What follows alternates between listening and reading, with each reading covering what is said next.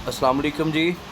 दोस्तों क्या हाल है, ठीक ठाक हैं, खैरियत से होंगे सब लोग। अच्छा ये 85 mm आया नाइकॉन में जी सीरीज़ का, 10x10 कंडीशन में है। ठीक है, ये देख लें, इसकी पोजीशन देख लें, 10x10 कंडीशन में है।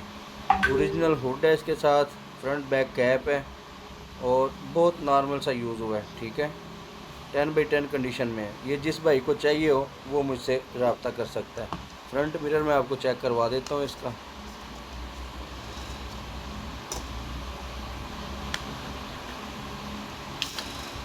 ये देखें जी, साफ़ सुथरा बिल्कुल ब्रांड न्यू कंडीशन में ये इसका फ्रंट मिरर है। ठीक है, ये जिस भाई को चाहिए हो वो मुझसे रब्ता कर सकता है। बैक साइड वाला भी मैं चेक करवा देता हूँ।